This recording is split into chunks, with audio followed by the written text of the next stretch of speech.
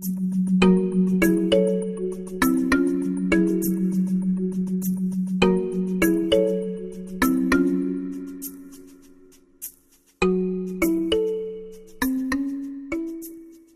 Valéria Moscoso,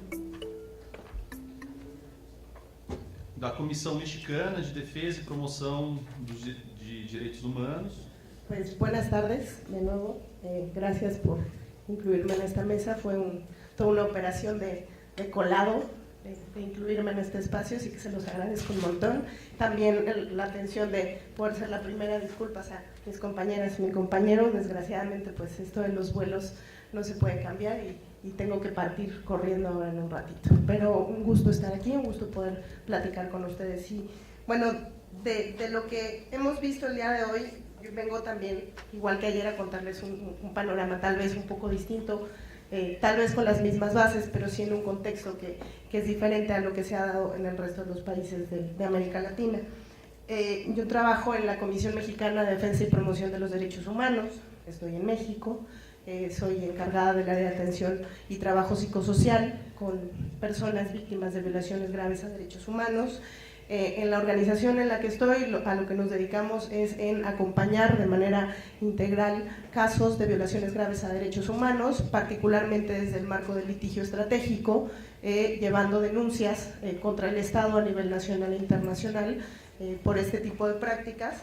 Y lo que hacemos en mi organización es, desde el área de defensa, desde el área psicosocial, desde el área de comunicación, incidencia, investigación, etcétera, buscar formas o inventar, construir estrategias que nos permitan abordar este tipo de situaciones con las personas que las han vivido de una manera entiendo que han tenido debates sobre el tema de la integralidad, pero sí, efectivamente, lo que nosotros planteamos es intentar construir un abordaje integral de este tipo de situaciones. En México, como comentaba ayer también, estamos en un contexto un tanto distinto y muchísimo más complejo desde el punto de vista que nosotros no nos encontramos en un periodo post-conflicto ni podemos o no estamos ahorita en condiciones de hablar de una justicia de transición, porque nos encontramos en medio del conflicto. Estamos en una transición tal vez de partidos políticos, pero no así de estructuras, y por lo tanto las violaciones graves a derechos humanos se siguen cometiendo de manera sistemática, de manera generalizada, y no ha habido ninguna intención por parte del Estado mexicano de revertir esta situación, muchísimo menos de reparar. Incluso ni siquiera como de reconocer la problemática. Ha habido una serie de manifestaciones de organismos internacionales y muchas denuncias de organizaciones de la sociedad civil nacionales en donde hablamos de la problemática y de la crisis de derechos humanos que tenemos, pero el Estado inmediatamente sale a plantear que en México no pasa nada. Entonces, este es el contexto en donde estamos. Estamos en un país donde efectivamente ni siquiera se reconoce el conflicto y por lo tanto entonces no se puede reparar. Y no hay ningún tipo de voluntad para poder hacerlo, y se siguen violentando derechos humanos todos los días en todas partes. Es un contexto en donde, aun cuando reconocemos dentro de las organizaciones que por supuesto que el tema de lo que han llamado aquí la reparación psíquica es algo que tiene que ser responsabilidad del Estado, de la gente que dañó. Desgraciadamente, en el contexto de impunidad y de corrupción en el que vivimos en México, no estamos confiando en el Estado y no estamos confiando en las autoridades, y las propias víctimas no tienen ninguna intención y ninguna gana de que sean agentes del propio Estado, aun cuando sean miembros o funcionarios de sistema de salud, quienes atiendan sus problemáticas. Entonces nos encontramos ahorita sí en lo teórico, en este reconocimiento, pero en lo práctico en una situación en la que no es posible que el Estado hoy en día asuma esta responsabilidad que sí le toca, y hemos tenido que ser las organizaciones quienes hemos respondido a este tipo de problemáticas. También, bueno, una de las cosas desde donde trabajamos tiene que ver con unas bases mínimas. Tampoco somos tantos ni tantas personas en México que estamos en este ámbito. Sí hay muchos compañeros y compañeras psicólogas, pero quienes estamos trabajando en esta área de los derechos humanos, y además desde la perspectiva que tenemos un pequeño grupo, que es la perspectiva psicosocial, somos relativamente pocos para el número de casos que están habiendo en el país. Entonces, un poco para hablar de estas bases mínimas con las que nosotros trabajamos, somos un pequeño grupo de psicólogos, psicólogas o compañeros de profesiones sí, pero también compañeros sociólogos, historiadores, compañeros educadores, formadores que también han estado tratando de formarse en este tema de lo que es la perspectiva y el acompañamiento psicosocial. Entonces, bueno, primero justamente fue cuestionarnos cómo dentro del marco de los derechos humanos en América Latina y en México hoy en día ha habido una primacía de lo jurídico muy fuerte, en donde a lo mejor las ciencias o disciplinas que nosotros detentamos no han sido de lo más reconocidas.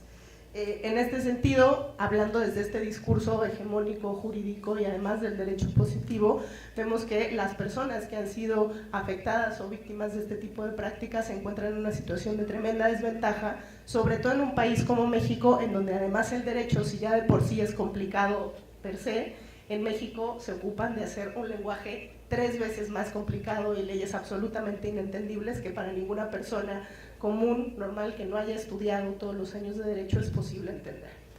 Además estamos en un estado que, como les digo, sigue violentando derechos humanos y así suma y sigue la cantidad de desventajas que tienen y tenemos las personas, la ciudadanía, la sociedad, frente a este trabajo de defensa de derechos humanos ha sido muy, muy grande. En este sentido, pues, hemos construido un pequeño grupo con gente de distintas organizaciones, porque en el caso de mi organización solo estoy yo en esta práctica, pero hemos tratado de construir no solamente una práctica psicológica o un conjunto de técnicas para trabajar con el tema de violaciones a derechos humanos, sino construirnos toda una base a partir de una perspectiva, es decir, una forma de ver y de entender el mundo, de posicionarnos, de ver los problemas y desde ahí entonces ver de qué manera los vamos a afrontar. Y esta perspectiva pues es la perspectiva psicosocial que ya se ha hablado incluso en la mesa anterior y que tiene estas bases fuertes en todo lo planteado por Ignacio Martín Baró, pero que además se ha ido alimentando con otros autores y con otras personas a lo largo de los años. Entendemos esta perspectiva como algo que no es solamente exclusivo de los psicólogos y psicólogas, sino que todos quienes trabajan dentro de este ámbito debieran tener, y que tiene que ver con que entendemos una mirada integral en donde hay una... Perdona, estoy pidiendo para hablar un poquito más despacio. Ah, ok, ¿estoy hablando muy rápido? Me aceleré yo también. Claro. Bueno, ¿cómo entendemos esta perspectiva psicosocial? Tiene que ver, como les decía, con una mirada integral, o que intenta ser integral, y que reconoce que existe una relación dialéctica no solamente en el individuo, en el organismo, en la parte física, psíquica, emocional, etcétera, sino que del individuo y todos los demás individuos con quienes convive en el diario vivir, pero además con también macroestructuras, es decir, con la situación económica, política, social, histórica, cultural. Entonces, en el fondo todo tiene relación con todo, todo se influye con todo se alimenta con todo y se co-construye en conjunto. Entonces, desde ahí planteamos que en esta práctica psicosocial no podemos hablar de violaciones a derechos humanos desde una sola disciplina, no podemos entenderla solo desde una afectación emocional o psíquica o solamente desde la violación a un bien jurídico, sino que todas esas cosas se van cruzando y se van conectando de una u otra manera y se alimentan tanto para bien como para mal. Si no conectamos bien las cosas, si no hacemos un análisis adecuado de los contextos, por ejemplo, en el marco de la psicoterapia, no estamos abarcando el problema de manera adecuada y entonces no podemos intervenir tampoco de manera adecuada. En este sentido, también desde la perspectiva psicosocial, pues hablamos de 3 principios básicos. Uno que tiene que ver con esto, primero es análisis de contexto, necesitamos ubicarnos en dónde estamos y qué es lo que está pasando alrededor para entender realmente de dónde viene la problemática que nos plantea la persona. Segundo, es importante entender, reconocer, visibilizar los impactos psicosociales que todo esto ha generado, porque efectivamente sí hay afectaciones y debemos rescatarlas y trabajarlas. Pero también es importante visibilizar y sobre todo fortalecer los afrontamientos, las fortalezas y las capacidades de las personas. Las personas no solamente se presentan frente a nosotros con una serie de daños o de afectaciones, sino que también son seres humanos integrales que han tenido distintas formas de sobrevivir y de salir adelante, que es importante rescatar y también trabajar con ella. Entonces, esta es más o menos como la base, la perspectiva que tenemos fundante en el trabajo que hacemos. ¿Cómo es el trabajo que hacemos en México? Pues la verdad es muy sui generis, no tiene como una estructura un protocolo fijo. En el caso de mi organización, como les comento, es acompañamiento psicosocial o desde la perspectiva psicosocial a personas que han vivido violaciones a derechos humanos, y como es en el marco de procesos de litigio estratégico, entonces acompañamos dependiendo de la etapa del proceso en la que se está, desde acompañar audiencias, desde hacer peritajes, dictámenes, desde sí en ocasiones hacer intervenciones con más herramientas terapéuticas que siempre están presentes, pero a veces es más necesario, hacer análisis de contexto, trabajar con seguridad, hacer formación política, trabajo con organizaciones también. Entonces es muy amplio como para poder explicarlo todo, contárselos todos, pero también es un trabajo tremendamente rico y que justamente creemos que cumple con este precepto de tiene que partir desde las personas que han sido víctimas, desde sus necesidades y desde lo que ocupan en el momento en el que se encuentran, y desde ahí entonces acompañar. En este sentido, bueno, sí trabajamos mucho con el tema, por ejemplo, de testimonios, pero en este punto de vista, sí nos cuestionamos también el testimonio que implica, ya lo decían hace un rato, el testimonio no es de gratis y depende del momento y del espacio en donde se esté, que pueda ser revictimizante o que pueda ser reparador. Entonces, sí hemos tratado de trabajar muy duro en clarificar los objetivos de los testimonios, para qué los queremos, en qué momento. A veces es un testimonio jurídico, a veces sí tiene que ver más con documentación de impactos, a veces tiene que ver con un peritaje, pero es necesario ser claro y que también eso se comparta y se co-construya con las personas. Si es un testimonio bien preparado y bien trabajado con las personas, puede tener un potencial reparador muy grande. En ese sentido creemos que testimoniar sí tiene sentido, y tiene el sentido de construir un relato que permita dar continuidad a esta historia vital que se ha quebrado. No se trata de cambiar el pasado, sino que de resignificarlo y de cambiar su sentido, de darnos un sentido activo que está sujeto a reinterpretaciones en el presente, pero también hacia el futuro. Ese es el trabajo que tratamos de aportar, pero también lo que tratamos de aportar desde esta mirada es que esto tiene que ser, insisto con la palabra, tiene que ser integral. No porque vayamos a hacernos cargo, las psicólogos, psicólogas que estamos en este tema, de todo lo que ocupa una reparación integral, sino que psicólogos, psicólogas en conjunto con otros profesionales, disciplinas, espacios, con trabajo desde emociones, desde cuerpo, etcétera, podemos hacer y aportar a este tema de la reparación. Sí, con una salvedad en donde también trabajamos que es importante reconocer que hay cosas que no son reparables. Hay cosas, sobre todo desde el punto de vista psicológico, en donde tenemos que también trabajar el hecho de que no vamos a volver a estar en la situación que se estaba antes. La restitución completa no es posible, pero también desde ahí es posible reconstruir con un contexto adecuado y con un apoyo integral transdisciplinar que lo facilite. Então, passo a palavra para Mariana Wikinski, da equipe de saúde mental dos CELS da Argentina. Bueno, agradezco también la invitación. Ayer estaba realmente muy entusiasmada con la propuesta de la creación de la red, y hoy estoy doblemente entusiasmada después de escuchar las experiencias que trajeron colegas de diferentes partes del mundo, de Latinoamérica. Me pareció realmente que era indispensable que hubiera un espacio de intercambio de estas experiencias. Comentaba recién con algunos colegas que fui encontrando puntos de homogeneidad en el planteo ético-clínico que son fundamentales, así como fui encontrando puntos de heterogeneidad que podrían hacer muy rico el intercambio. Tenemos muchas experiencias diferentes porque son países que tienen historias diferentes, así que celebro la creación de la red. Yo pertenezco al equipo de salud mental del CELS, que es un organismo de derechos humanos que fue creado en 1979, en plena dictadura, que se ocupó al principio de trabajar desde el punto de vista legal, sobre todo en función de las situaciones de desapariciones, impunidad, investigación en torno a las violaciones de derechos humanos ejecutadas por la dictadura, y que siguió trabajando luego en democracia también con la estrategia del litigio estratégico, en el fortalecimiento del sistema democrático. El CELS trabaja en la articulación entre litigio estratégico e incidencia en políticas públicas, en investigación aplicada a la incidencia y en la fiscalización e interlocución con el Estado.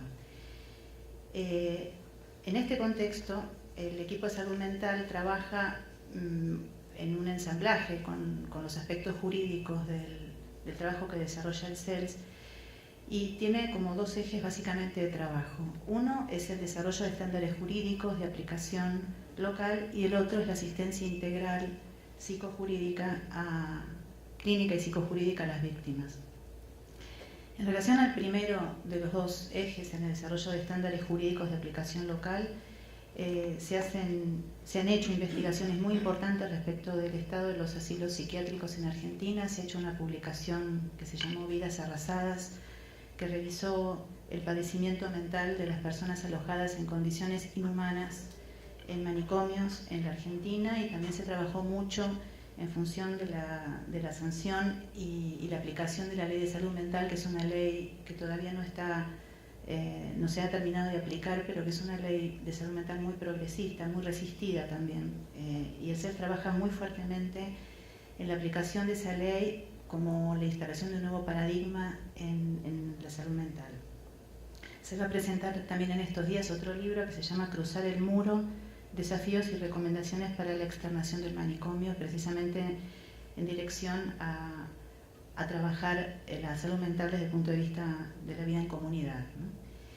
En cuanto al litigio estratégico, se ocupó del análisis de una situación gravísima que se produjo en un hospital, lo digo como un ejemplo, el Hospital Melchor Romero, donde se produjeron 53 muertes de pacientes sobre una población de 750 personas en 9 meses solamente. El CELS intervino en la denuncia de lo que estaba pasando y también en el patrocinio de un caso específico de un muchacho que murió en una situación poco clara en el Hospital Borda, que es el hospital monovalente de hombres más importante de la Argentina. Falleció en situaciones poco claras, incluso se han encontrado signos de pasaje de corriente eléctrica, y el CELS es patrocinante de la familia de él. Pero me voy a centrar hoy en lo que es el eje que ha sido central desde la fundación del equipo, que es el eje de atención psicoterapéutica y psicojurídica, y el trabajo que se continúa ahora en relación a la violencia institucional, las violaciones de los derechos humanos en el contexto democrático. Nosotros trabajamos desde alrededor del año 90 con un fondo contribuido por el Fondo contra la Tortura de Naciones Unidas, y estamos convencidos del principio de que la clínica del trauma, cuando se produce por catástrofes de tipo colectiva, si bien se establece en la singularidad del sujeto, trasciende el espacio intrapsíquico y se ve atravesado por variables históricas, jurídicas, económicas, sociales, institucionales. De modo que nuestra experiencia puso en cuestionamiento un concepto muy polémico de psicoanálisis, que es el concepto de neutralidad. Se puso desde el principio en cuestionamiento, y pensamos nuestra práctica, siendo psicoanalistas todos en el equipo de salud mental, pero pensamos nuestra práctica como una práctica implicada, enmarcada en los mundos superpuestos, que es un concepto que desarrollaron dos psicoanalistas argentinos que definen que en realidad se trata de un mundo compartido entre terapeuta y paciente. El anclaje y la elaboración de lo traumático en esa zona de imprescriptibilidad subjetiva que un trauma de estas características produce, entra en relación con las respuestas sociales, culturales y políticas que se fueron desarrollando. Esto hace que nos resulte bastante difícil dividir las víctimas del pasado de las víctimas del presente, como se planteó en una mesa de hoy, porque en realidad, mientras no haya canales jurídicos claros que establezcan realmente cuál es la lectura que se puede hacer de la historia, cuál es la verdad histórica que puede establecerse, en un sentido las víctimas del pasado siguen siendo víctimas ahora. Cuando yo escuchaba la mesa en la que desplegaban el trabajo de clínicas del testimonio, la expansión de la situación de silencio que todos describían durante todos los años post-dictadura, hasta que empieza a abrirse esto con el proyecto de la Comisión de Amnistía, pensaba en una diferencia enorme que hubo entre esta situación de silenciamiento y nuestra experiencia en Argentina, y creo que uno de los lugares en donde apuntala esa diferencia es en el juicio a las juntas, que se hizo en el año 1985, menos de 2 años después de finalizada la democracia, y que abrió realmente una posibilidad de testimonios muy importantes que no podían no ser escuchados porque fueron testimonios públicos en muchos sentidos. Las audiencias eran abiertas, eran televisadas, fueron publicadas. Y yo creo que esto sí tiene que ver con el establecimiento de una verdad y el levantamiento del silencio. Digamos, no quedó librado al azar el hablar o no hablar de esto, sino que hubo un juicio que, aunque interrumpió su trabajo de develamiento de lo ocurrido en el año 87 con las leyes de obediencia debida y punto final, creó un punto de partida. Luego, cuando las leyes de obediencia debida y punto final se establecen, se interrumpen los juicios, se reactivan luego en el año 2005, como ya se describió acá, cuando se termina de declarar la inconstitucionalidad de estas leyes, pero esto ya había generado en nuestra clínica una situación bastante particular, y era que el espacio clínico quizás era el único espacio en el cual podía darse lugar al testimonio. Y se trataba entonces de no poner en duda su verdad, digamos, ¿no? Que era como un modo particular de hacerle justicia al acto de narrar, que era suponer que había una verdad en el recuerdo, quizás a contramano de algún modo de ejercicio del psicoanálisis que siempre pone bajo sospecha el discurso y lo piensa más allá de la evidencia, el discurso manifiesto.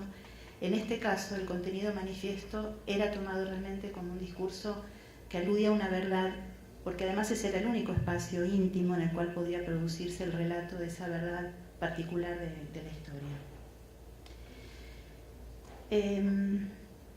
Como les decía antes, el carácter jurídico del CELS atraviesa nuestra perspectiva clínica y también ética.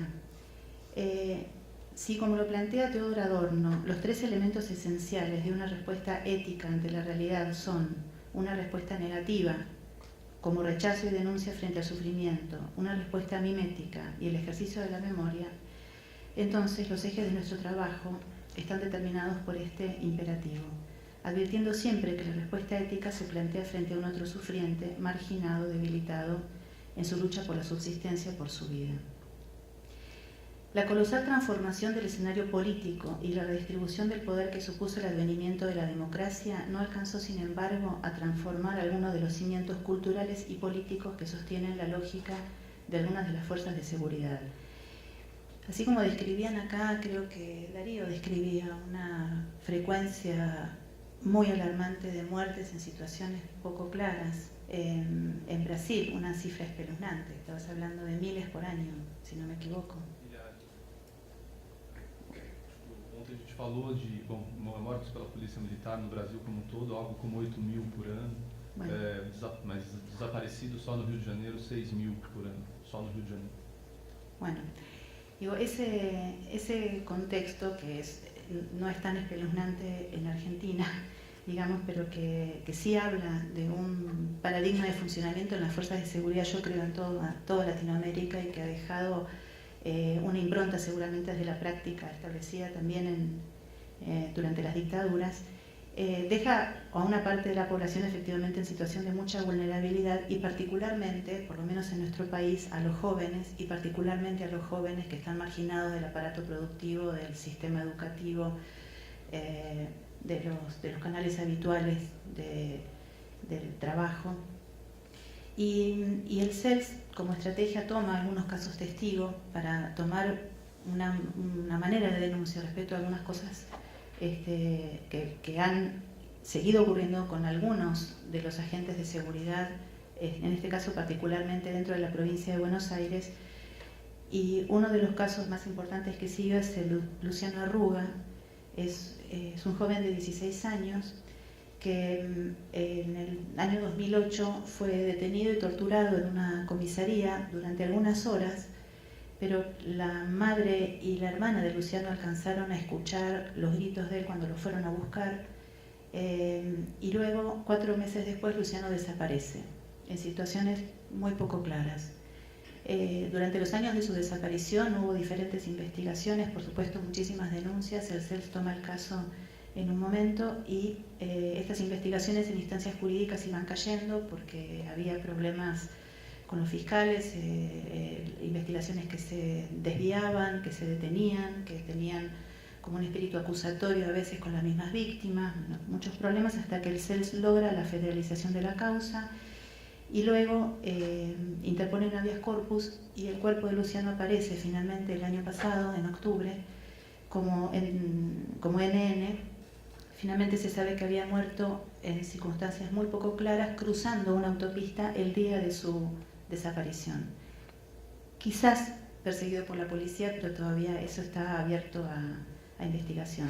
Lo que quiero plantear es que el equipo de salud mental hizo, y especialmente una colega nuestra, Rosa Matilde Díaz Jiménez, un acompañamiento psicojurídico de la familia que permitió realmente no solamente un trabajo elaborativo sobre lo que había ocurrido, que era la pérdida de un hijo, y acompañar casi 6 años de desaparición, sino además que permitió realmente la construcción de los testimonios en el primero de los 2 juicios, que es el juicio por tortura, porque falta que se abra el segundo juicio, que es el juicio por desaparición y la muerte finalmente.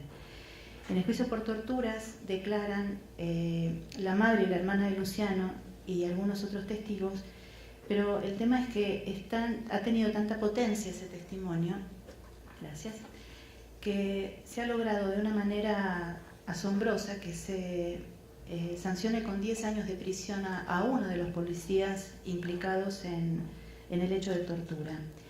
Esto es efecto de un trabajo conjunto entre el área jurídica y el área de salud mental que llevó años, porque se construyó una estrategia en conjunto.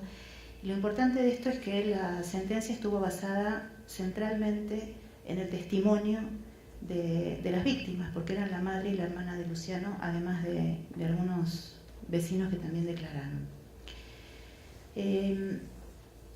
Así como bueno, no podíamos contar con el testimonio de Luciano para saber qué le había ocurrido, tampoco contamos con el testimonio de los desaparecidos, obviamente, y víctimas de la dictadura. Este dato se planteó el primer día, pero lo quiero recordar por si alguno no lo pudo escuchar en ese momento.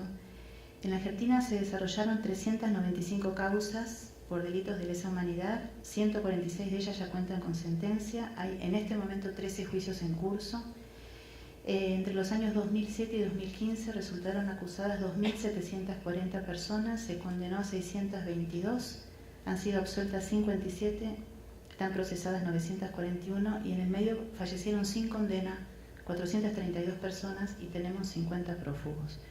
Como dijo Luz en su presentación, casi el 40% de los condenados lo fue a prisión perpetua, o sea, penas muy importantes. En el juicio ESMA 2, que fue un juicio, digamos, ahora se está desarrollando la etapa de alegatos de ESMA 3. ESMA fue un centro de detención clandestino muy importante por el que pasaron alrededor de 5.000 personas. En el juicio, en la sentencia de ESMA 2, había una referencia a las víctimas que confundía la figura del colaborador con la figura del sobreviviente. Entonces nos propusimos que el alegato que íbamos a presentar cuando terminara el juicio ESMA 3, cuando terminara la etapa de recolección de pruebas y testimonios, que es un juicio que está siguiendo adelante Luz, Palma, Salúa, que ustedes la escucharon ayer, y esto ya en relación a las víctimas del pasado, para ponerle algún título, que nosotros teníamos que decir algo respecto de lo que es la construcción de un testimonio y lo que es realmente la experiencia de una víctima que va a dar testimonio, teníamos que decirlo frente a la justicia. En este juicio hubo 830 testigos. Sabemos que en los juicios se les solicitó a los testigos que declaren más de una vez, y estas declaraciones han sido momentos dolorosos y difíciles para todos los testigos. Entonces, acá nos pareció que la construcción del alegato tenía que dar cuenta de ese trabajo que los testigos hacen, que en mi parecer tiene que atravesar 4 obstáculos: la narración de lo traumático, la declaración ante la justicia, la vergüenza y el hablar en nombre de otro.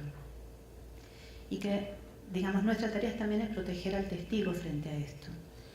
Decir ante la justicia de qué se trata la construcción de un testimonio implica decir de qué índole es el trauma del cual ese testimonio debe dar cuenta. Esto es lo que nosotros vamos a plantear, entre muchísimas otras cosas, en el alegato, cuando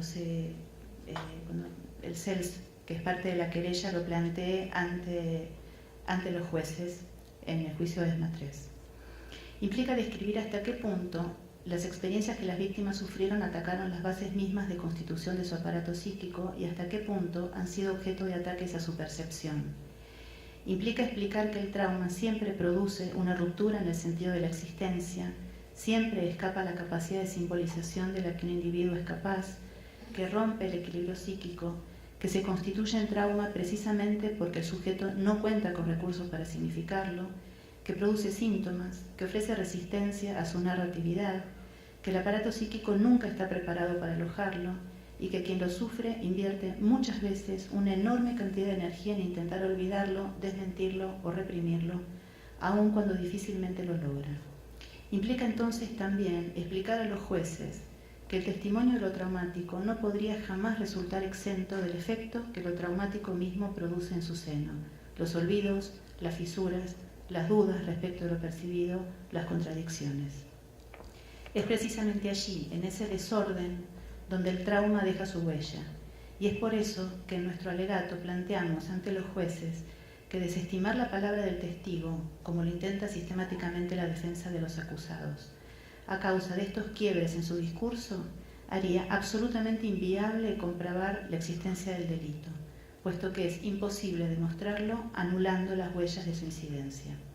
Al testigo se le impone, primero, transformar el trauma en materia lingüística y luego transformar la materia lingüística en materia jurídica. Ahí se plantea lo que decía Valeria respecto de la dificultad del lenguaje de lo jurídico para las víctimas, ¿no? Esta es también la responsabilidad que asumimos en relación a las víctimas del pasado y las víctimas del presente. Mostrar, como lo escribe Jean-François Lyotard, que el delito perfecto es el que obtiene el silencio de los testigos, la sordera de los jueces y la inconsistencia del testimonio. Está en cierto modo en nuestras manos entonces intentar que los delitos del pasado y del presente no se transformen en delitos perfectos. Passo então agora a palavra a Maria Auxiliadora Arantes. Bem, eu trago um texto reflexivo sobre a tortura e que termina com perguntas. O nome do texto é A Negação Radical do Outro. A violência não é uma prerrogativa do Estado, é uma condição da espécie humana. A afirmação irrefutável e desconcertante nos implica em uma caminhada, ao mesmo tempo histórica e singular. O pertencimento à espécie, que nos dignifica como portadores de razão e discernimento, abriga na contraface a destrutividade.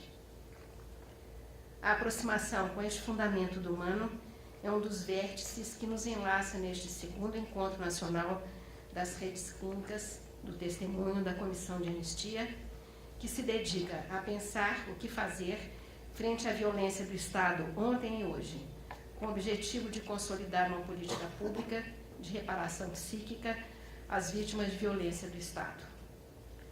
Assumir o lugar de quem olha de frente a face negativa da civilização, buscando alternativas de enfrentamento, convida-nos a ser contemporâneos, que são aqueles que recebem em pleno rosto o facho das trevas que provém do seu tempo.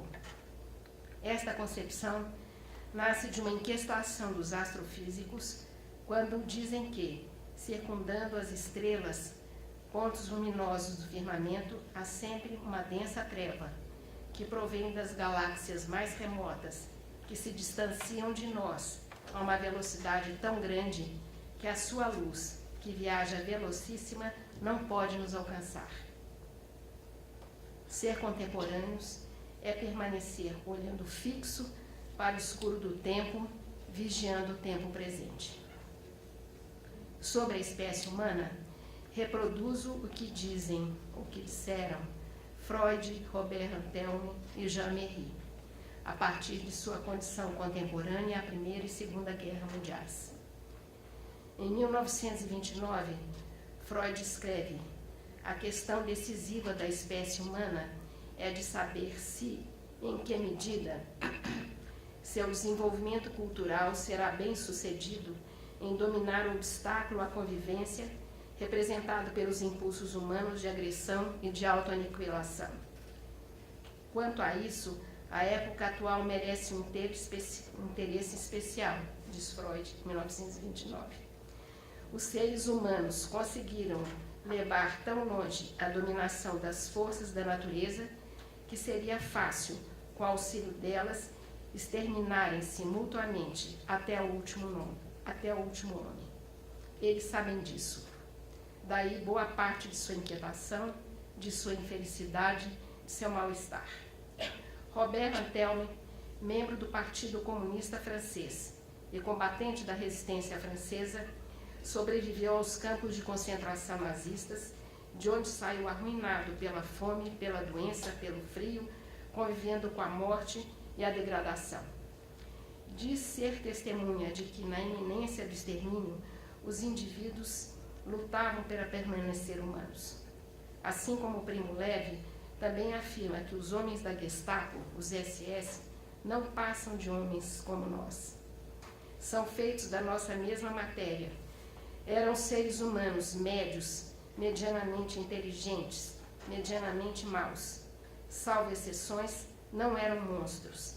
Tinham nossa face, tinham sofrido a aterradora deseducação fornecida e imposta pela escola tal qual for exigida por Hitler e seus colaboradores. Eram demasiadamente obedientes. Antelme declara que, apesar das dissonâncias, a espécie humana é única. Tudo o que coloca os seres humanos na situação de explorados, de escravos, em que implicaria, por essa razão, na existência de variadas espécies, é falso, é loucura. A irrefutável prova está nos campos de extermínio, quando a maior vítima nada pode fazer, além de constatar que o poder máximo do carrasco é o poder de matar. O carrasco pode matar um homem, mas não pode transformá-lo em outra coisa. Jean Merry, também integrante da resistência, ficou preso durante 642 dias em campo de concentração e disse que a tortura não foi uma invenção nacional do socialismo alemão, mas foi sua apoteose.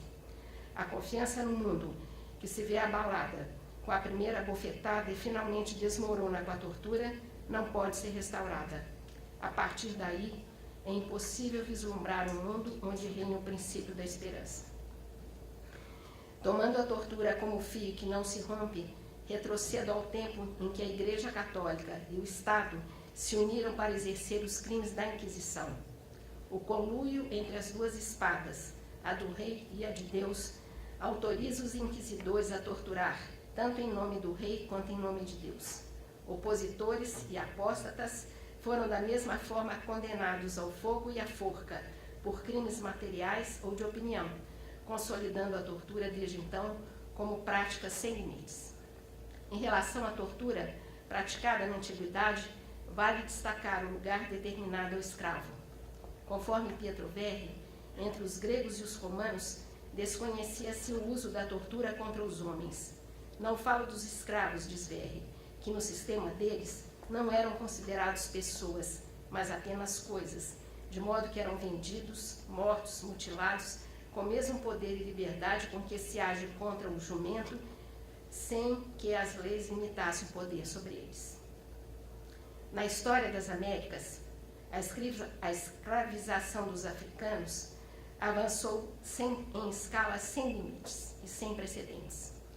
José Reis e Flávio dos Santos Gomes afirmam que a escravidão dos africanos nas Américas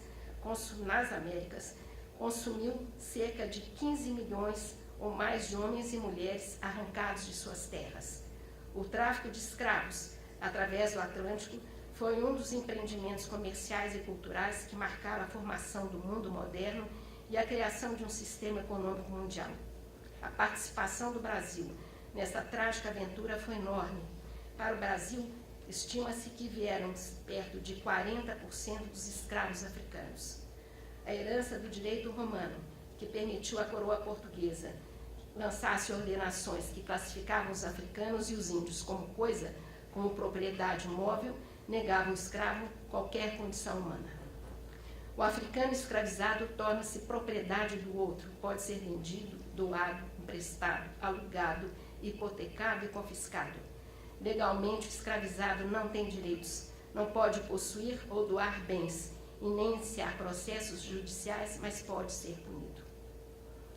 Entre formas de tortura imposta ao escravizado, relembra a condenação com açoites, exercida em locais públicos e anunciada pelos tambores, que convocavam a multidão para assistir e aplaudir o dilaceramento da pele e da carne do escravizado publicamente torturado.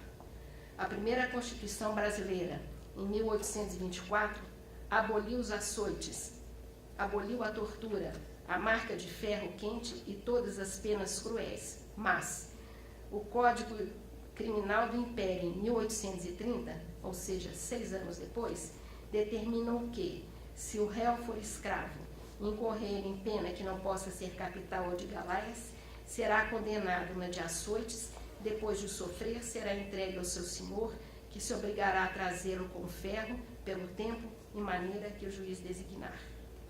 Em relação aos indígenas no Brasil, não foi diferente. Fábio Conder Comparato diz que o apresamento dos índios para servirem como mão de obra escrava dos colonizadores brancos, inclusive dos altos funcionários nomeados pela coroa portuguesa, aqui estabelecidos como proprietários rurais, perdurou até o final do século XVIII. Na opinião de Luciano Maris Maia e Felipe de Alencastro, a violência desmedida contra o africano escravizado serviu como base para um comportamento que será reproduzido na tortura durante a ditadura civil-militar, dentro do aparelho de Estado e outros locais onde foi mantida como prática. De caráter eminentemente anticomunista e fascista, a ditadura atingiu trabalhadores operários, camponeses, setores da pequena burguesia e, entre outros, setores da intelectualidade e ligados à Igreja Católica que não se aliaram aos golpistas. A denúncia da tortura, ampliada pela campanha de anistia ampla, geral e restrita, no final de 1970, repudia o aparato repressivo sustentado pela Lei de Segurança Nacional e o implacável suporte de vigilância e de monitoramento, que ainda persiste. A história dos 434 mortos desaparecidos políticos, a tortura, execuções sumárias, os desaparecimentos forçados, ocultação de cadáveres, foram reiteradamente trazidos a público desde o final dos anos 70, pelos movimentos de anistia, pelos próprios presos políticos, pelos exilados e banidos, pelos familiares de mortos desaparecidos, pelos setores indignados com as práticas dos ditadores e, desde 2001, pelos depoimentos à Comissão de Anistia do Ministério da Justiça.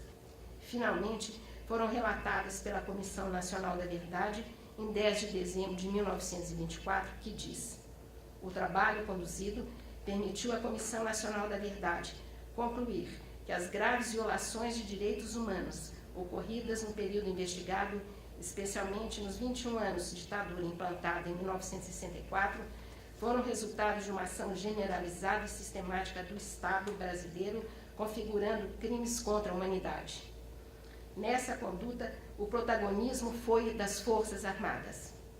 Seu exercício envolveu cadeias de comando, originadas nos gabinetes dos presidentes e ministros militares, como está fartamente demonstrado no relatório. Em consideração o resultado do trabalho da Comissão Nacional da Verdade, e assim como já feito em outras instâncias do Estado, é imperativo que haja, por parte das Forças Armadas, o reconhecimento de sua responsabilidade institucional. Fecha aspas. Estamos esperando que esse reconhecimento institucional seja cumprido por parte das Forças Armadas. Ainda não ocorreu no Brasil, digo eu.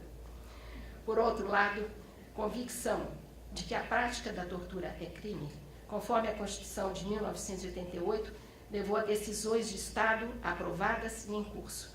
Destaco o Mecanismo Nacional de Prevenção e Combate à Tortura, o mecanismo que inaugurou suas atividades em 2015, consolidando o longo processo de construção iniciado ainda em 2007. A Comissão de Anistia do Ministério da Justiça, há mais de uma década em expressiva atividade, de 2001 até 2015, recebeu mais de 74 mil pedidos de anistia, declarando mais de 43 mil pessoas anistiadas políticas. A materialização destas decisões expressa dupla convicção: a tortura é crime e a reparação um direito dos que sofreram violações por parte do Estado.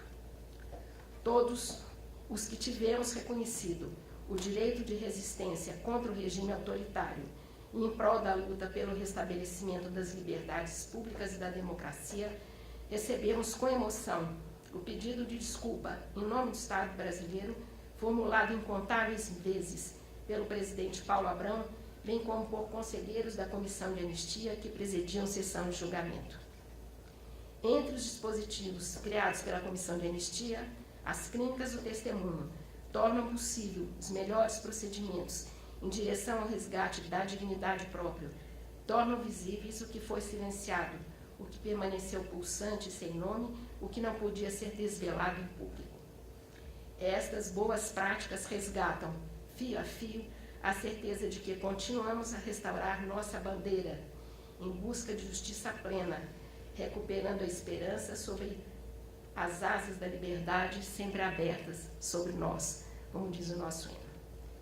Hoje, apesar do repúdio contra as violações que ocorreram durante mais de 20 anos de ditadura civil-militar, apesar dos nomes dos 377 torturadores terem sido publicados reiteradas vezes e constem do relatório final da Comissão Nacional da Verdade, o desrespeito aos direitos humanos continua. As reverberações da escravização dos africanos e do extermínio das populações indígenas permanecem. Marcas históricas nos assinalam. A tortura continua a ser a pior prática dentro dos locais de privação de liberdade. Instala-se a luz do dia. Embora não haja tambores para convidar a prática do açoite, a imobilização de suspeitos, seguida de assassinato a sangue frio em locais de trânsito público, é divulgada na grande imprensa e nas mídias eletrônicas. A escalada de crimes envolvendo policiais e agentes públicos permanece observada pela sociedade, que continua a permitir a tortura.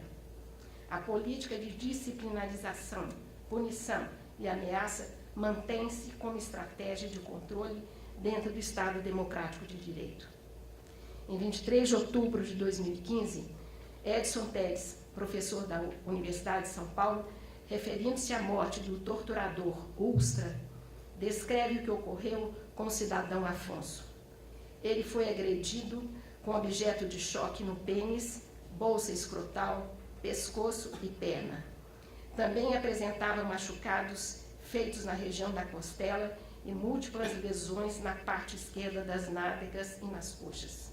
Não, isto não é um relato sobre as torturas praticadas pela equipe do coronel Brilhante Ustra que faleceu. Esta narrativa de violência contra o corpo físico foi publicada há 15 dias atrás, 21 de outubro de 2015. Na mídia da grande imprensa, Afonso, a vítima, era acusado de roubar R$60 em um estabelecimento comercial. Abordado por uma viatura da Polícia Militar, passou horas submerso no mundo da máquina de torturar de corpos. Se o Ustra sobrevive na tortura do presente e deixa suas marcas no corpo de Afonso, nós permanecemos em luta para denunciar e desmontar esta máquina. Pergunto, por que a tortura se mantém nos porões ou à luz do dia, sem que o basta seja uma exigência massiva? Porque, apesar de denunciada e proibida em conferências e tribunais internacionais, ainda é prática recorrente? Porque, apesar de crime, agentes públicos se autorizam a torturar, a colocar armas em mãos de cidadãos abatidos a tiro, a dispersar com violência aglomerações de rua, matando por qualquer motivo pobres e negros na periferia das cidades? Porque há corpos considerados disponíveis para maus tratos sem limite, em função de preconceitos de classe, contra raças e etnias, preconceito contra escolhas sexuais e negação radical do outro? Não me é possível escapar à evidência de que a tortura é inerente ao humano. Torturar envolve uma escolha de quem a autoriza, dos que a exercem e dos que presenciam ou são coniventes, todas modalidades criminosas. Os que escolhem o enfrentamento da tortura se deparam com a decisão que anistiou, desde 1979, no Brasil, os crimes de lesa humanidade perpetrados durante a ditadura civil-militar pelo Estado brasileiro. A tolerância em relação aos criminosos de ontem é estímulo e proteção aos torturadores de hoje. Denunciar a tortura e reverberar permanentemente esta indignação pode construir novas estratégias de enfrentamento. A sociedade deve se levantar contra a tortura, contra a prática em qualquer circunstância. Devemos ser audazes e persistentes. Bom, passo a palavra agora, então, a Karine Schurman, do Coletivo Fila e da Clínica do Testemunho do Rio Grande do Sul. Bom, boa tarde a todas e a todos. Eu gostaria inicialmente de agradecer toda a organização do evento pelo convite, estar aqui na mesa, e por toda a organização que está ali fora também, que está ajudando a acontecer esse debate, esse grande evento. Especialmente ao Dario, acho que pela aposta na troca das experiências aqui, que pode gerar muitos frutos, espero, para todos nós. Acho que, só para ressaltar algo que foi dito ontem na apresentação do evento, da importância da integração entre esses 2 dias, de ontem e de hoje, que, como o Luiz Além falou inicialmente, ontem de manhã, de que são 2 caras da mesma moeda, né?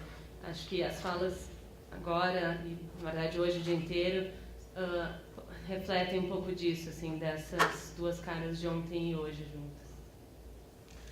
Então, o que eu vou apresentar agora é um relato de experiência do grupo do qual eu faço parte. O Coletivo Fila, então, vou começar apresentando por um relato feito por um membro numa das atividades do grupo durante o trabalho. Março de 2014. Era sábado, sol a pino. Dia de visita na Fundação de Atendimento Socioeducativo, conhecida como a FASE. Após escutar alguns familiares, uma roda de conversas cruzadas começou a se formar. No meio disso, o avô, que já havia conversado comigo, começou a contar que sabe como é ser inocente e estar preso. Na ditadura, segundo ele, 2 militares chegaram na sua casa e decretaram prisão sem nenhuma justificativa. O levaram para uma base militar e o torturaram para admitir tal crime. Ele contou que ficou 3 meses sendo torturado de forma constante. Choque, afogamentos. E no meio da sua narrativa, ele começou a trocar as palavras. Ao invés de falar base, falava fase. Ele dizia: na fase, torturavam bastante gente sem nenhuma explicação. Na fase, eu mal me alimentava. Fiquei quieta. Sim, apresento para vocês esse trabalho que acontece desde 2012. O Coletivo Fila é um projeto de extensão da Universidade Federal do Rio Grande do Sul, criado a partir da necessidade de um trabalho interdisciplinar junto aos familiares de adolescentes que se encontram internados provisoriamente na Fundação de Atendimento Socioeducativo do Rio Grande do Sul, a FASE. Adolescentes que estão aguardando sentença para o cumprimento da sua medida. Antes de falar propriamente das atividades desse grupo, faz-se necessário contextualizar seu berço de criação. Somado a outros 3 programas, o Coletivo Fila compõe o guarda-chuva do Programa Interdepartamental de Práticas com Adolescentes e Jovens em Conflito com a Lei, o PIPA. Este núcleo de extensão formou-se com a união de 3 programas, de 3 faculdades distintas: Educação, Psicologia e Direito, que se articularam pela necessidade de um trabalho de atenção integral ao adolescente.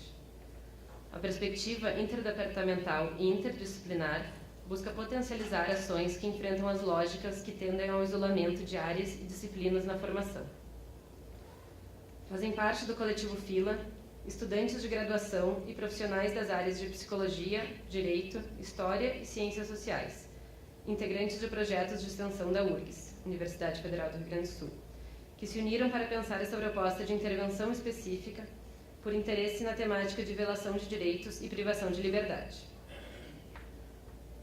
O trabalho deu início em 2012, quando do contato feito através da Associação de Mães e Amigos dos Adolescentes em Risco, a AMAR, que solicitou ao Serviço de Assessoria Jurídica Universitária que fossem as filas de visita da FASE para oferecer um suporte técnico-jurídico a essas famílias.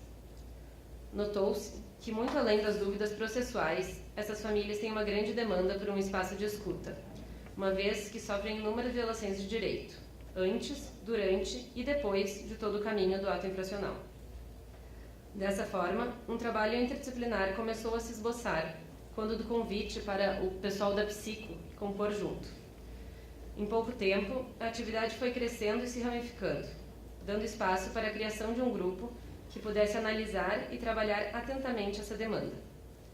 O coletivo Fila nasce, portanto, com a proposta de construir um espaço de acolhimento, escuta e retirada de dúvidas desses familiares.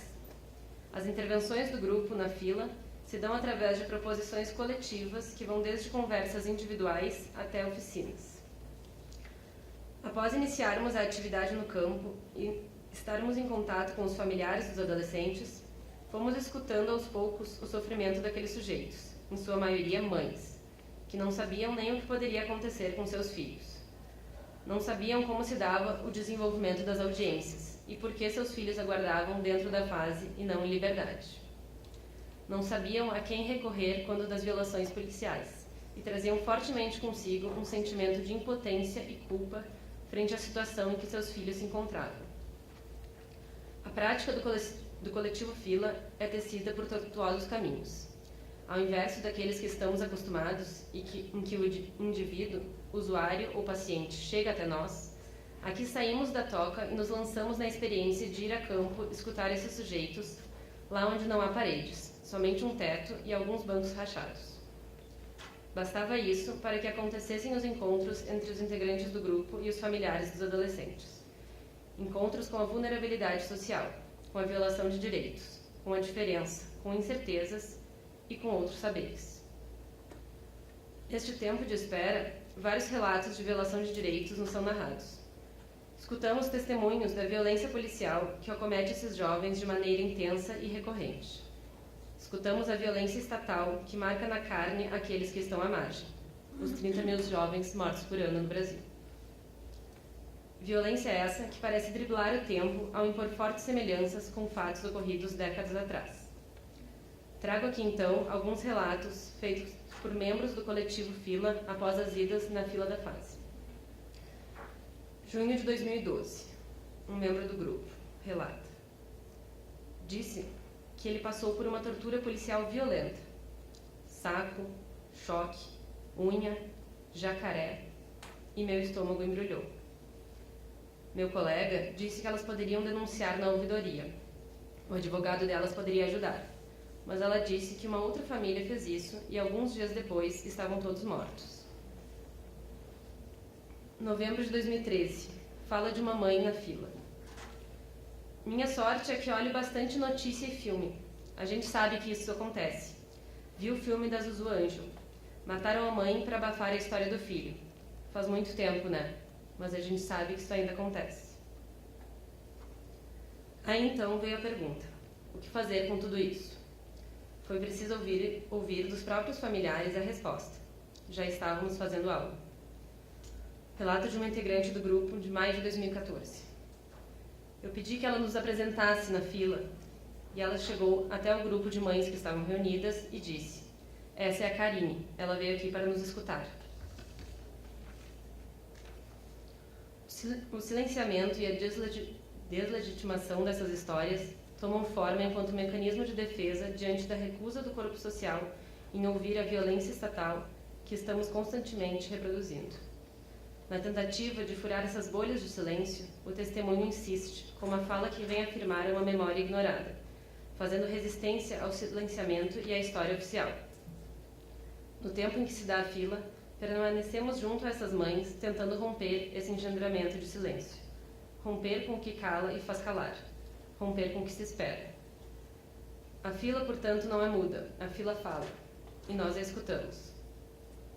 É justamente no momento em que é assegurado ao sujeito a presença de um outro que o escute, que se abre a possibilidade dele narrar sua história. Ao oferecer nossa presença, nos colocamos disponíveis para escutar a violência de Estado a que esses adolescentes e seus familiares são submetidos, dentro e fora da instituição. Colocamos-nos como testemunha da testemunha, não só na função de ouvinte, mas também como transmissores daquilo que se passou e agora não poderá ser apagado, como agenciadores de uma visibilidade. Essas histórias, entretanto, eram narradas somente para 1 ou 2 integrantes do coletivo, visivelmente impedidas de serem abertas, continuavam em um âmbito privado. Nos rostos daquelas pessoas havia medo e descrença. Medo de que as histórias vazassem e elas sofressem algum tipo de represália, e descrença de que algo iria mudar ao falarem sobre isso. Como diz Mia Couto, sabe-se, a dor pede pudor. Na nossa terra, o sofrimento é uma nudez, não se mostra aos públicos. Evidencia-se aí, além do sofrimento, a falta de espaço onde essas mães possam ser escutadas.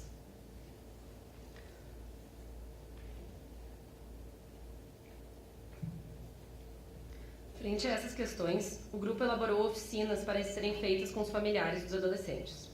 A ideia era que a oficina fosse um meio para abrir a fala, tirar as histórias do âmbito individual e privado e trazê-las para o coletivo, deixando aparecer as identificações entre os pares, sentimentos compartilhados pelos que lá esperavam.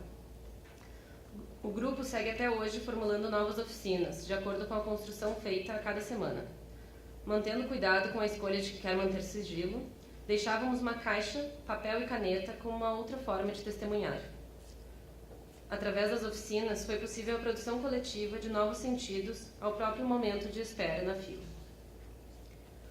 O testemunho veio resgatar essa tentativa de protagonizar os sujeitos através de suas narrativas, para que eles passem a se ver ativamente frente a uma espera, aparentemente passiva. Durante o percurso, buscamos tecer parcerias com diferentes instituições, organizações da sociedade civil e do Estado, serviços da rede de saúde e assistência. Fizemos uma parceria com o Centro de Referência em Direitos Humanos, que foi aberto em 2013 pela Defensoria Pública do Estado, lá no Rio Grande do Sul, para que as mães pudessem ser acolhidas lá e, se fossem de seu desejo, fazer a denúncia policial. No entanto, em se tratando de um projeto da universidade, nos perguntamos como retornar para a academia os efeitos e afetos do que se produziu a partir de lá. Qual o papel das universidades na formação para a escuta de violência estatal? Talvez possamos perguntar: como formar testemunhos de testemunhas? Encontramos na fila uma caixa preta de nossa sociedade, cujo conteúdo temos o dever de revelar. É preciso que nos preocupemos com os efeitos das violências que seguem sendo perpetradas e que seguem, ainda hoje, no registro do esquecimento. Mário Benedetti bem que nos avisou: o esquecimento está cheio de memória. É nosso dever, então, tornar público as experiências e as lutas que a história apagou, resistindo às políticas de silêncio e esquecimento. Nesse sentido, o coletivo Fila se propõe a abrir algo do que foi e ainda segue sendo silenciado em nosso país. Eu passo a palavra agora para a Olivia Françoso, do Margens Clínicas. Boa tarde. Eu gostaria primeiro de agradecer muito à Comissão de Anistia pelo convite, em nome do coletivo político que eu faço parte, o Margens Clínicas. Para a gente é muito importante participar desse encontro, dessa rede latino-americana, e poder trazer um pouco da nossa experiência e das nossas reflexões sobre o campo da violência de Estado no período democrático. Quando eu estava aqui me preparando para essa mesa, eu me deparei com duas falas que eu gostaria de trazer aqui. A primeira delas é de uma entrevista com a Rosa Cardoso, de fevereiro de 2014, em que ela vai dizer que, diferente do que aconteceu nos anos pós-ditadura, as recentes manifestações de rua e até mesmo os rolezinhos estão demonstrando que a população quer participar não somente da discussão da sobrevivência, mas também de melhores condições de vida e do debate sobre o mundo da política. Não está adiantando? Tá. A segunda fala é de um texto da Vera, do Brasil, da 6ª edição da revista Anistia Política e Justiça de Transição, em que ela fala sobre o esquecimento. Ainda hoje, após 40 anos do período autoritário, esses efeitos se fazem sentir nas relações sociais, quer evidenciado pelo desconhecimento sobre o ocorrido no período ditatorial, quer na banalização das práticas violentas de agentes policiais sobre os setores mais empobrecidos da sociedade. o chamado entulho autoritário se revela nos mecanismos que protegem agentes do Estado de seus crimes, no desconhecimento dos horrores, nas relações ainda profundamente pautadas pelo autoritarismo. Bom, o Margens Clínicas foi criado em setembro de 2012 por um grupo de psicólogos e psicanalistas que se juntaram para atender gratuitamente vítimas e familiares de vítimas de violência do Estado atual, como uma forma de militância, numa intenção já de que isso pudesse se tornar uma política pública, algo oferecido pelo Estado como forma de reparação. A gente também tem alguns supervisores que nos acompanham também nesse formato gratuito e militante, como o Jorge. Existe, afinal, uma diferença simbólica essencial entre uma ação de reparação a violações de direitos humanos ser oferecida por grupos organizados da sociedade civil ou ser instituída pelo poder público, tanto em termos de valor histórico para a sociedade, quanto em termos de valor subjetivo para o paciente. É fundamental que o Estado ofereça reparação às vítimas como modo de reconhecimento do crime que ele mesmo cometeu.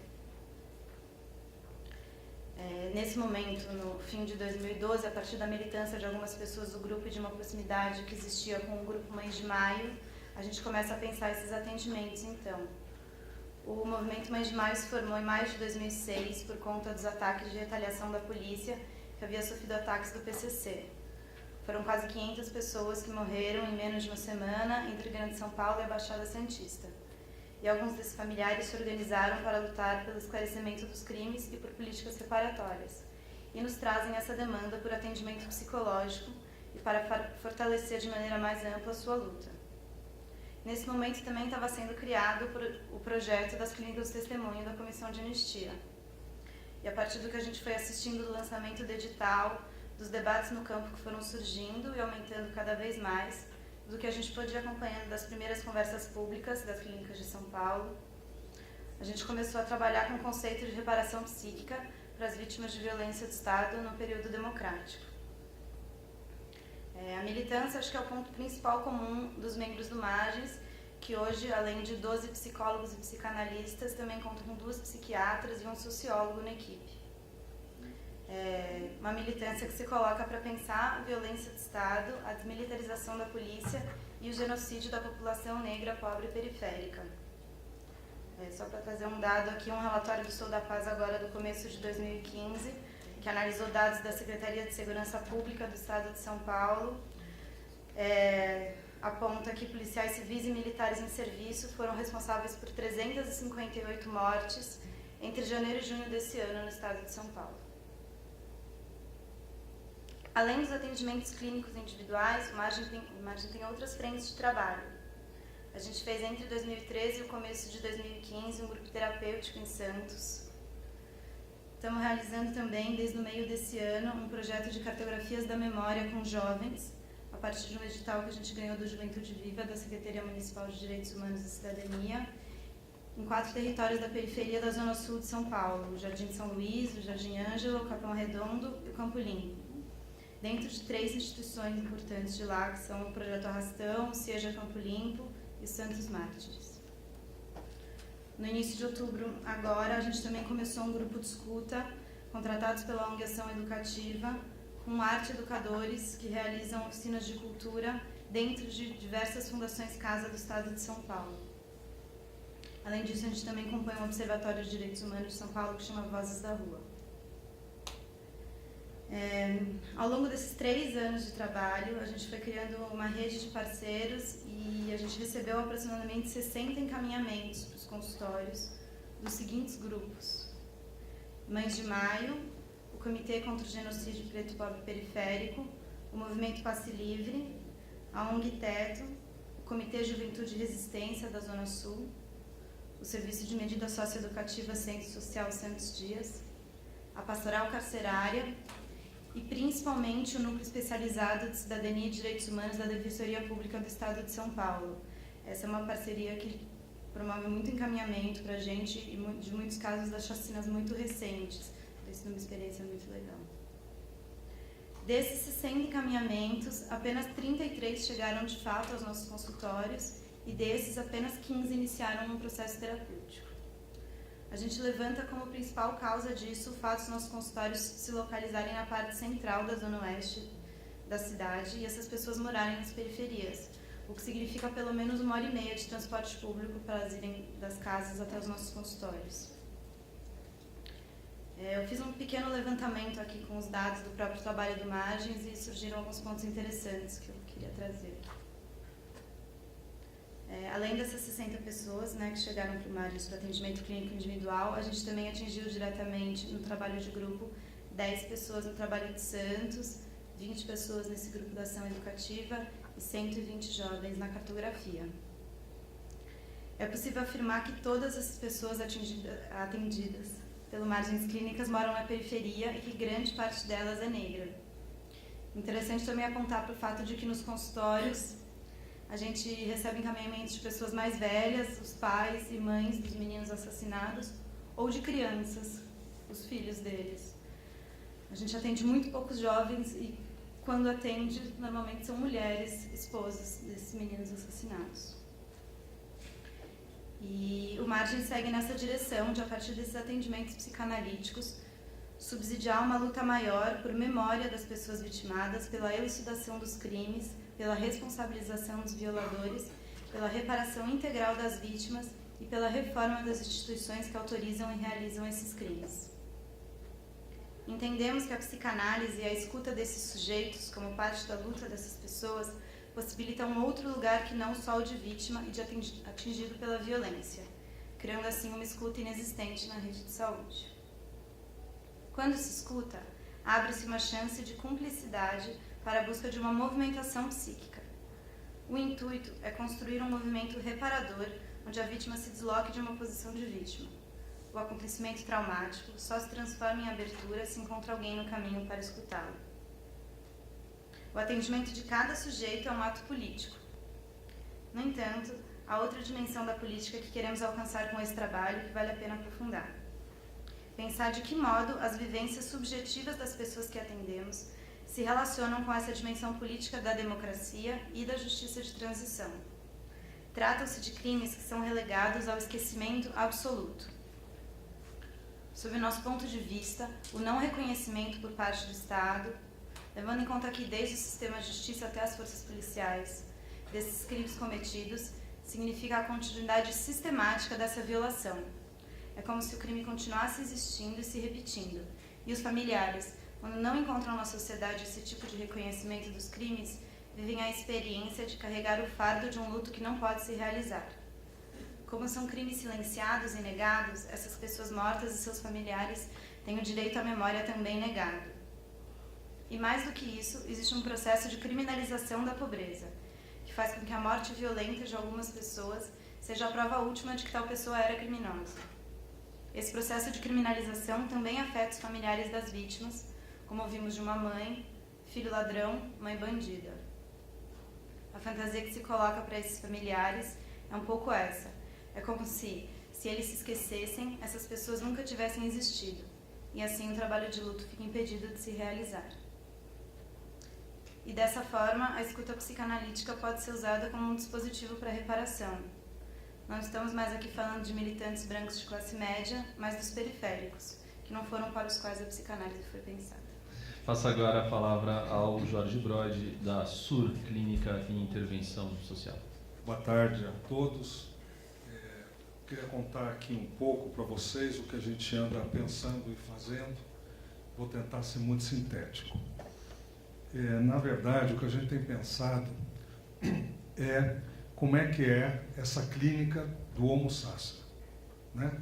Pegando o que o Agamben coloca do Homo Sacer, aquele que não vale sequer o direito ao sacrifício, né? Aos deuses. Então, a essa população, que é o que a gente vê, que a gente está relatando aqui, né? Que é a clínica do Homo Sacer. Então, que clínica é essa do Homo Sacer? Isso que nos preocupa. E a partir dessa clínica, a gente está podendo fazer uma passagem do que é essa clínica diretamente para as políticas públicas. Ou seja, que elementos da psicanálise consegue ir trazendo dessa clínica que possam ser generalizados com consistência para a implementação de políticas públicas. Em termos muito sintéticos, Essa é a nossa preocupação. Para isso, as nossas referências teóricas são, evidentemente, o Freud, né? Dentro da psicanálise, o Freud, o Lacan, o Pichon-Rivière e outros autores contemporâneos, e a gente sempre tem trabalhado com a construção de dispositivos. A nossa preocupação é como é que a gente pode pensar o dispositivo dentro da concepção que o Foucault coloca, que o Deleuze coloca, que o Agamben coloca, que é como é que a gente pode responder a uma urgência social que se apresenta, e para responder a essa urgência social é necessário que a gente use vários saberes do mundo contemporâneo nesse momento. Então, para isso, nós temos montado equipes interdisciplinares temos às vezes com arquitetos, com antropólogos, com geógrafos, com psicólogos, psicanalistas, economistas, enfim, aquilo que a demanda do campo nos exige para podermos construir um dispositivo para termos uma tentativa de resposta a essa urgência social. Então, esse é o princípio que a gente tem trabalhado, né? Quando eu digo dos dispositivos, eu estou dizendo o seguinte, e pensando como psicanalista, que os dispositivos que a gente constrói sempre estão pautados na questão da transferência do inconsciente. Sempre a transferência e o inconsciente estão ali presentes. É o motor do dispositivo. Ele vai dependendo como é que a gente consegue fazer esse motor acontecer. Então, eu queria contar para vocês, inicialmente, 3 trabalhos que nós estamos fazendo agora, nesse momento. Um trabalho nós estamos fazendo na Prefeitura de Santos, onde a gente, na Secretaria da Assistência Social, estamos no CREAS, no Centro de Referência Especializado de Atenção, trabalhando com a capacitação da equipe que trabalha com os adolescentes em conflito com a lei e com o PAEF, que é o sistema que atende as famílias em situações muito vulneráveis. A gente trabalha muito, o foco do que a gente faz nesses trabalhos é a supervisão de casos, porque a gente acha, pichonianamente, que a tarefa é sempre o absolutamente central. Como a tarefa central é o atendimento, né, a esses jovens, a essas famílias, é a partir desse atendimento que a gente vai cuidar, tanto do cuidado ao cuidador, quanto a questão da capacitação e da formação dos terços que a gente vai trabalhar, mas sempre a partir do caso clínico. Então a gente vai trabalhando um mutirão de casos, e a partir daí que vai se desenvolvendo todo o acontecimento. Esse é um tipo de trabalho que nós estamos fazendo agora. Outro tipo de trabalho que nós estamos fazendo agora é numa instituição que chama-se Cruz de Malta, em São Paulo, que atende 120 adolescentes em medida socioeducativa em meio aberto. Esse trabalho a gente faz com o dinheiro do FUNCAD, do Fundo Municipal da Criança e do Adolescente. É um projeto de 1 ano, onde nós estamos alterando, nós propusemos, eles aceitaram, uma alteração completa da metodologia de atendimento ao adolescente em conflito com a lei. Para vocês terem uma ideia como é que muda a metodologia que nós estamos falando, pensando e tratando de executar. Nós, e todas as pessoas que trabalham aqui com situações sociais críticas, como a gente sabe, têm a experiência de você estar atendendo alguém e você se pergunta assim, mas como é que essa pessoa ainda está viva? Não é essa a experiência que a gente tem? Como é que essa pessoa está viva ainda? Né? E certamente não é pela questão da família, porque vocês vejam que a família, quando a pessoa está nesse sentido, não é a família mais que sustenta essa pessoa. Então, a nossa escuta na clínica, ela tem mudado. A gente mudou o direcionamento da nossa escuta. Então, a gente não escuta mais, conceitualmente, como a gente estava falando, a questão da família. A gente escuta o que a gente chama de ancoragens. Ou seja, a gente vai buscar, na escuta, quais são os fios que mantêm esse sujeito amarrado à vida. E sempre tem. Porque se ele está vivo, é porque alguns fios o amarram à vida. Então, todo o trabalho com os adolescentes em conflito com a lei, inclusive o PIA, a construção do plano individual do atendimento, nós estamos fazendo ele todo pautado a partir dessas ancoragens. Então, a ancoragem é o cachorro? Muitas vezes a ancoragem é a tia, é a namorada, é o vizinho, é o não sei quem. Então, são essas pessoas que a gente começa a trazer, né, para a construção do trabalho com o adolescente. Isso, evidentemente, implica um trabalho de capacitação gigantesco com a equipe que tem em toda assistência, gente. Eles têm, nós todos sabemos, a coisa da família completamente quadrada na cabeça e só pensa família, família, família, família. E aí toda a política de assistência, inclusive, está pautada na questão da família. E quando a gente vai trabalhar com essa questão das ancoragens, muda completamente o jeito da gente pensar e a gente vai encontrando uns buracos enormes na política de assistência. Então, isso é uma outra experiência que nós estamos fazendo, então, um trabalho. E o trabalho que nós estamos fazendo agora é na Secretaria de Direitos Humanos da cidade de São Paulo, que é uma pesquisa qualitativa com a população de rua, sobre a população de rua na cidade de São Paulo, que é para a construção do Plano Municipal para a População em Situação de Rua na cidade de São Paulo. Então, nós fizemos o seguinte: como a gente trabalha com rua há muitos anos, e existe um comitê paritário em São Paulo de população de rua e governo, nós construímos uma equipe de pesquisadores que são pessoas em situação de rua. Então, eles mesmos que são os pesquisadores que trabalham efetivamente na nossa pesquisa. E para a construção dessa equipe, nós construímos uma metodologia que vai em 3 momentos. Né? Primeiro 3 meses, a gente fez um mapeamento afetivo da cidade de São Paulo, das ruas da cidade de São Paulo. Pegamos, bem simples, como pegar um mapa, dizer o que tem aqui, o que acontece aqui, junto com eles, né? Junto com um grupo maior. Desse grupo maior é que se construiu esse grupo menor de pesquisadores, são 10 pesquisadores, e nós trabalhamos com eles em 3 momentos. Um primeiro momento, que é um grupo psicanalítico clínico que a gente faz, a Emília Broid e eu, que somos quem coordena a pesquisa e construiu uma metodologia, um grupo clínico com eles, que, como a gente fala, é um grupo para falar de todos os bichos e fantasmas. Né? Então, é esse grupo, na verdade, que sustenta o trabalho deles, da pesquisa, enquanto pesquisadores, onde eles podem falar tanto da sua experiência de estar na rua, ou ter vivido na rua, quanto esse lugar de mudar, né? Que a gente está chamando, nós não temos nome ainda para isso, mas nós estamos chamando desta outra clínica, que é quando a pessoa, enquanto pesquisador social em situação de rua, ele muda do lugar de falar da sua experiência de dor e começa a mudar de posição e encontrar um espaço vazio onde ele pode fazer com que o outro fale e ele pode escutar o outro. Então, essa passagem, essa mudança e a compreensão do que vem a ser a transferência do que o outro que ele está entrevistando coloca nele, nesse espaço vazio, é que a gente ainda não tem nome, a gente está chamando dessa outra clínica. Não sabemos direito o que é isso, mas está funcionando. Isso eu quero dizer para vocês que está funcionando. Né? Então, a gente faz um grupo, esse grupo clínico. Num outro dia, nós fazemos um grupo com uma psicanalista e um psicólogo, eles que trabalham, onde eles falam sobre a cidade, sobre a pesquisa, onde vão, como vão, as entrevistas, e vão trabalhando com as entrevistas. E um terceiro dia, aqui, graças ao meu amigo Dario, tá certo? Que nos apresentou ao Grupo Ponte de Jornalismo e Direitos Humanos, né? O Grupo Ponte, com quem a gente trabalha, sempre nessa questão do dispositivo, trabalha com eles oficinas de literatura e escrita.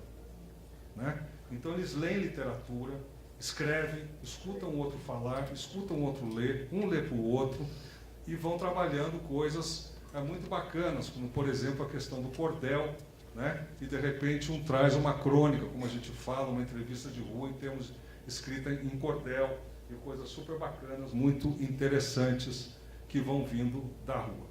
Então, com essa entrada na rua, a partir desse dispositivo, a nossa ideia é poder entender verdadeiramente quem é esse sujeito que está vivendo nas ruas da cidade de São Paulo. Como é que a rua pulsa? Qual é a pulsação da rua? Quem é o sujeito que está ali? Quem são os diferentes grupos que estão ali? Como vivem, como pensam? Né? Como é que eles se constituem?